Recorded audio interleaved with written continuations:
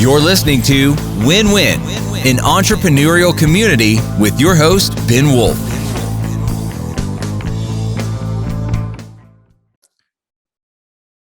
And welcome to Win-Win, an entrepreneurial community. This is Ben Wolf, your host as always. I want to welcome our guest today, who is going to share how to make a mixed entrepreneurial marriage work. Ask everybody to please pause this for a second, like, follow, subscribe, leave a review, whatever you're allowed to do in the place on which you are listening to or watching this. It is definitely helpful to get the content out here that we are sharing to more people. With that, I want to get into introducing our guest today. She is the founder of Entrepreneur, that's N-E-W-E-R, Entrepreneur, where she and her team provide marriage coaching for two types of people: mixed entrepreneurial couples, where one is a business owner and one is not, regardless of which spouse is which, and with different challenges where both spouses are entrepreneurs. So she's also a speaker at EO and YPO on this topic. You can learn more about her and what she does at theentrepreneur.com. That's N-E-W-E-R, theentrepreneur.com. And I give you Kelly Clements. Welcome, Kelly.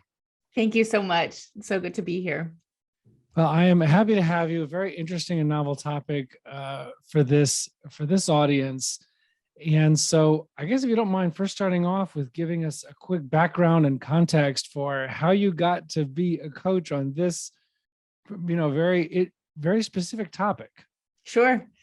Well, I started coaching entrepreneurs in 2004 back for an entrepreneurial coaching company called Strategic Coach.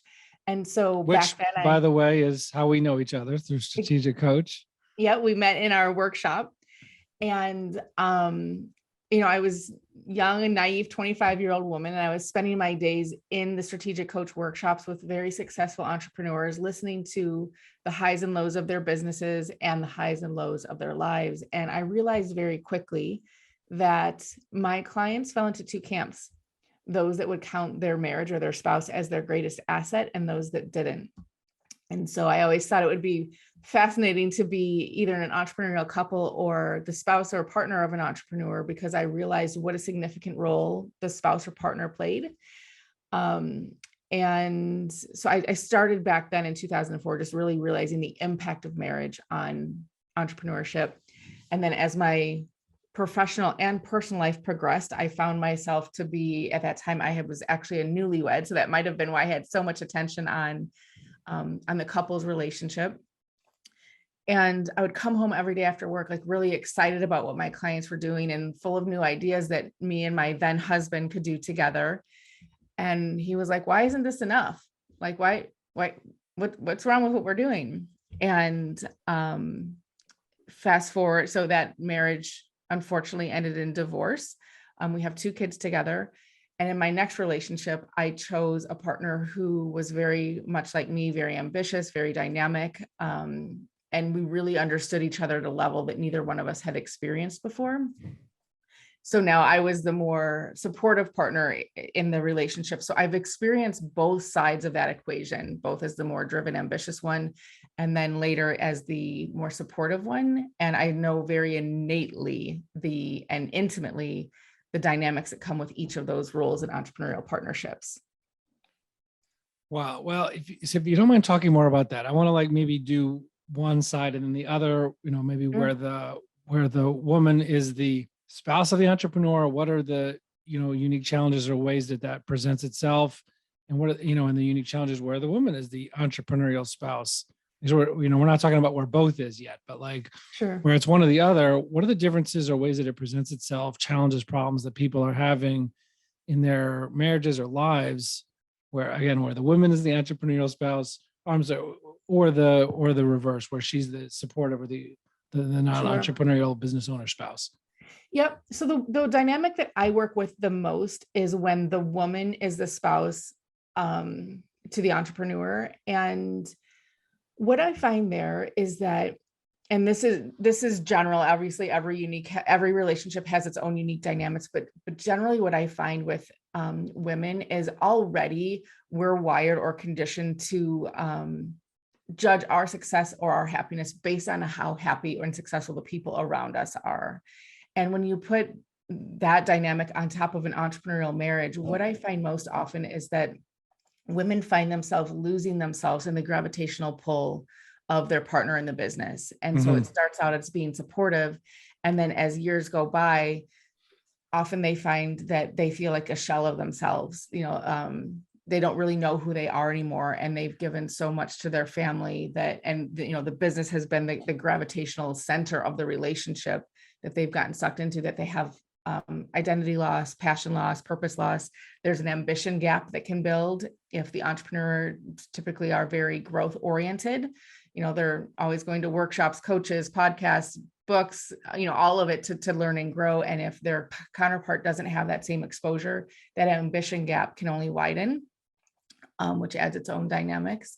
So generally, when the woman is the spouse of the entrepreneur, there's some sense of identity or purpose loss in the relationship. And what about where the husband is the non-entrepreneurial spouse? Yeah. What do you see there? That's its own really unique dynamic. And in that dynamic, it's really important for the man to hold his masculine energy. So no matter, because, generally entrepreneurs are strong, they're driven. And for all of us, our greatest strength is also our greatest weakness. And when you look at the traits that make entrepreneurs successful in business, driven, ambitious, creative, well-connected, all of those traits are really well served in creating successful businesses. However, those same traits can show up as shadows or challenges at home. So if we're driven in business, we're control freaks at home. If we're passionate in business, we're emotional at home. If we're well connected in business, we're spread too thin at home.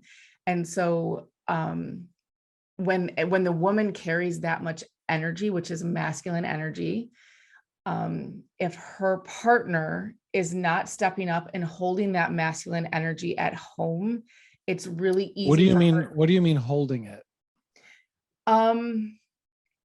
Conveying it, providing it, being it. That's. You mean strong. Also focusing on, I don't know, being well connected, or not what do you mean? What do you mean conveying it or being it at home? Okay, so generally speaking, strong, driven, successful women will only keep people around her that are lifting her up. And, because women also carry an invisible workload. And so if she's an entrepreneur and a wife and a mother and taking care of the pets and all of the things that come with it, she's also generally the one that's also tracking appointments. And are we running low on Cheerios? And who's coming over that has food allergies? And when are the parents' birthday parties? And aging parents, like she's carrying an invisible workload that her partner may not also share. And if she is carrying this whole other entrepreneurial workload, if she feels like her partner is not equally yoked with her and equally providing and like helping to ease that workload or that burden, generally she will release him. And it might not even be physical, but like there might be an emotional disregard. There might be an intellectual cutoff. Like there's probably some kind of wall or dismissal that will happen because she's finding that this is the other adult in my life. It should be creating more synergy and it's creating more work. I don't feel like I'm supported. And so it never allows her to go into her feminine energy. So that dynamic there's an undercurrent of disrespect, lack of trust, lack of inspiration or partnership. And without that in a love relationship, it can completely erode the intimacy.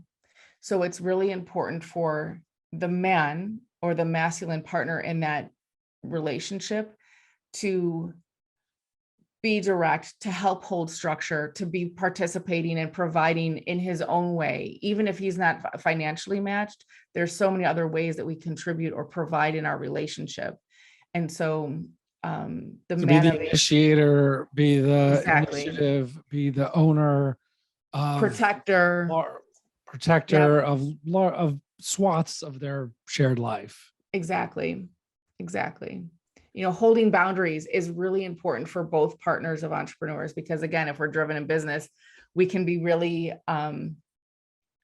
we can be bulldozers at home. Right. Well, okay. So entrepreneurs. let's get into that. I guess I don't know if that maybe there's no difference if it's a woman or a man who's the entrepreneurial partner, but um, let's start with that, with meaning boundaries. What are the Yep. ways if people are feeling some of the stuff that you referenced here, they're seeing some of that stuff in their lives at home, um, and maybe start with the boundaries piece. Let's start getting into the things that people could be thinking about doing differently if they want to be successful and have Sure. successful marriages and successful lives, personal lives. Yep. So the thing with boundaries is a lot of times when the word boundaries comes up, it feels like that's a relationship restrictor, or it's a way to cause distance between partners. And the first thing with boundaries is we really need to reframe the value of boundaries. I always say boundaries are beautiful. They are the container that creates sustainability. And so if I have this bottle of water and I pour it onto my desk, it's going to go everywhere and it becomes useless to me and it becomes counterproductive because now I have a mess to clean up. There were no boundaries. If I take the same bottle of water and pour it into a glass, it is contained. There are boundaries. It is now useful and nourishing to me. And so when we hold boundaries with the understanding and an intent that we're creating longevity and sustainability in a relationship because we're maintaining that space for our full selves to show up, now we have better communication, we have better intimacy, we have better trust, we have better respect. And so there's the golden rule that says treat others the way that they want to be treated. There's the platinum rule that says treat others the way they want to be treated. And I have the titanium rule, which is treat yourself the way you want others to treat you. And so if we're constantly letting others bulldoze us or we're giving away our needs to accommodate other people's wants, how can we expect them to stand up for our needs and what we want when we're not even doing it for ourselves? And so those boundaries are really paying attention to when it's appropriate to accommodate what your partner wants, even though it might, or what your partner needs, even though it might not be what you want. Is this more advice applicable more for the non-entrepreneurial owner partner? Yes, Or because both? generally, like I said, entrepreneurs become entrepreneurs because we can find the next yes. We don't hit the first no and be like, oh, I guess it's not going to happen and then fade away. It's like we get a no and we'll overcome it. That's how we get to build successful businesses, is we can overcome those objections. And so when we get home and our spouse gives us an objection, we're like, oh, well, I'll just find the loophole, or I'll just find the way around it. Right. And a lot of times the spouse is like, you know what, it's just easier to keep the peace. I'm just going to acquiesce. And again, and that's exactly the dynamic that causes that loss of self, Right. of getting constantly pulled into the gravitational pull of the entrepreneur or the business.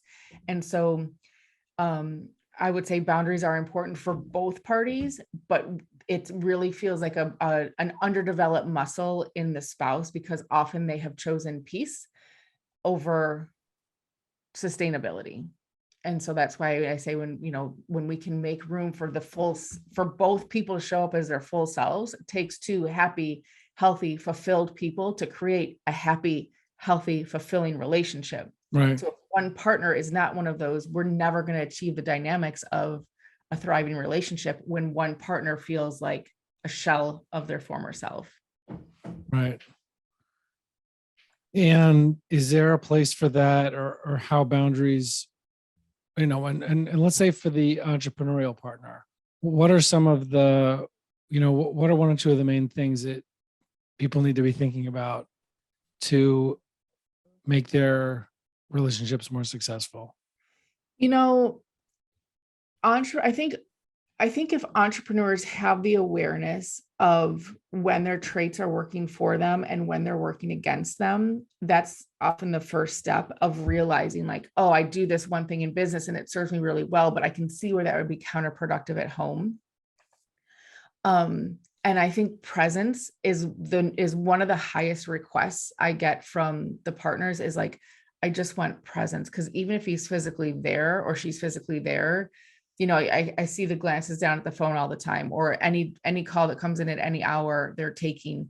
We're planning our vacations around their conferences. It's like we never get to have our own thing. It's always added onto a work event.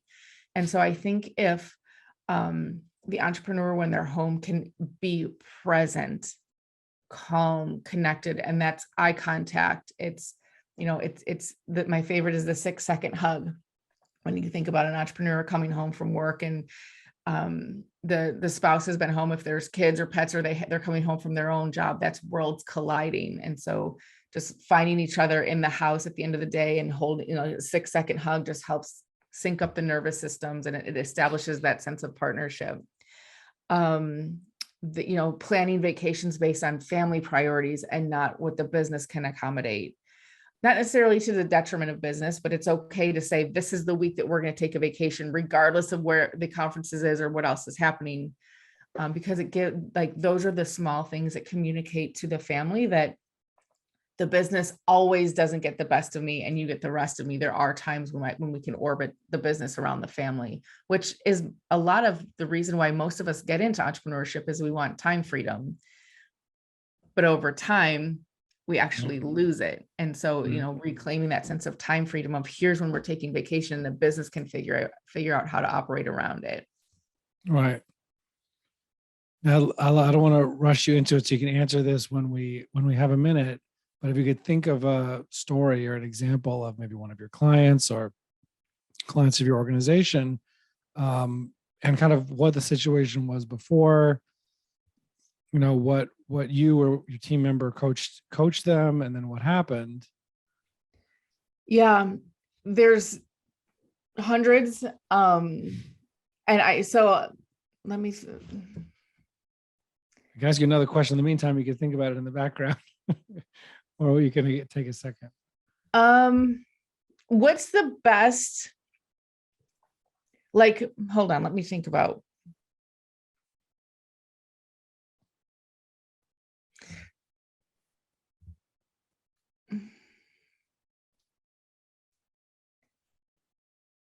Do you want to, okay. Who do I want to talk about? Okay.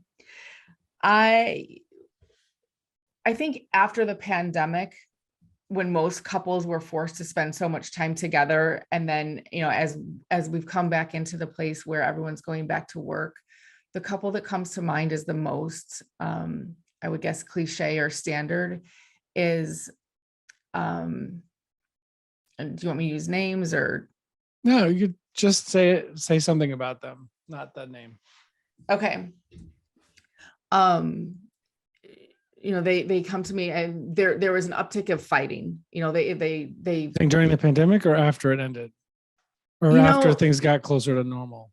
That was really interesting. During the pandemic, my business exploded, and I think it was because so many couples were forced to deal with each other in a way that they didn't have escapism before. They didn't have the business travel, they didn't have the long nights, they didn't have the gyms, they didn't have their normal escape routes, and they were forced to deal with it. And so there was a huge uptick in my business then of people like, whoa, like all these things are coming out of nowhere. Like I haven't thought about these things in 7 years, and I find out that they've been mad about it.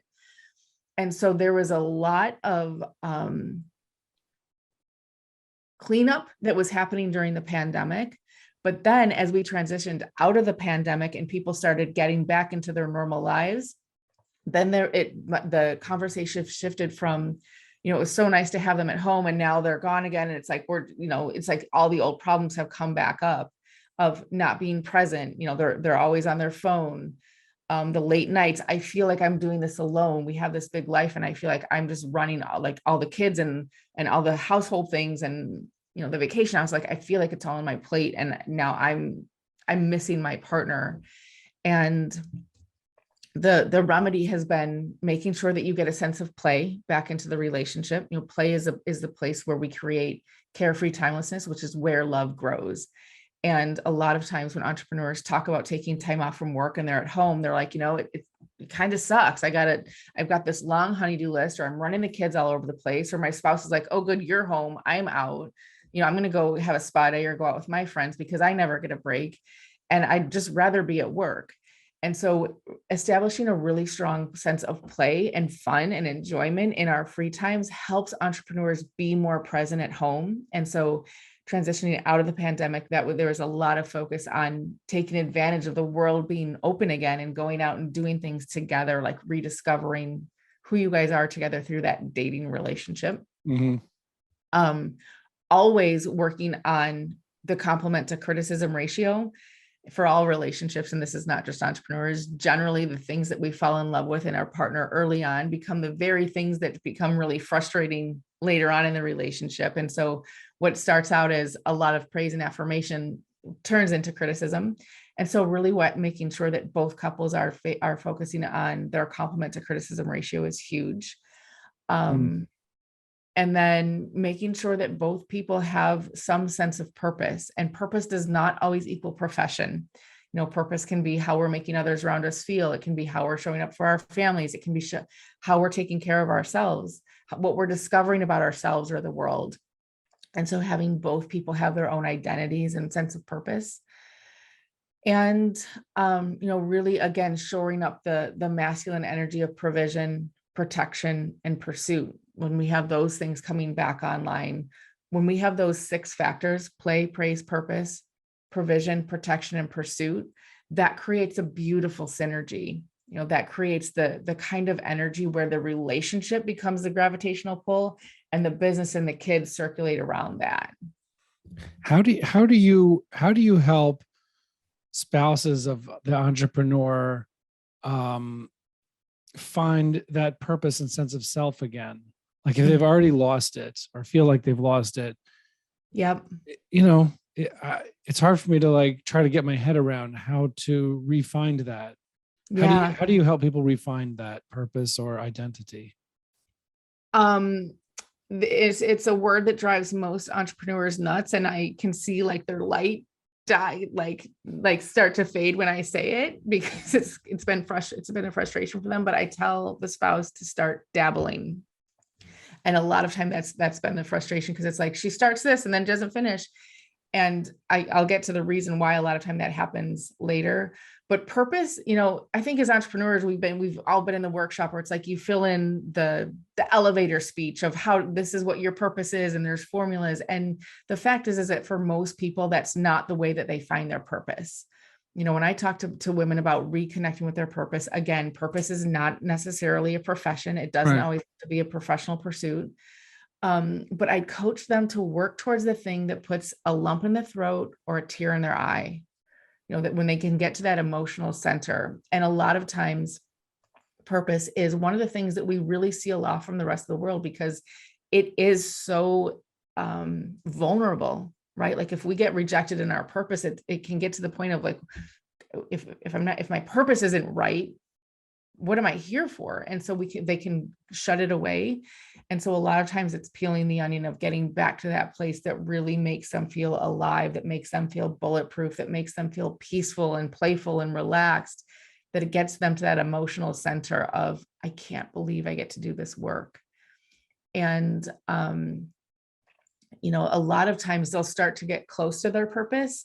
And they'll be like, oh my gosh, I found this yoga class that I really love. And they'll come home and they'll be excited about it. And they're telling their partner about it.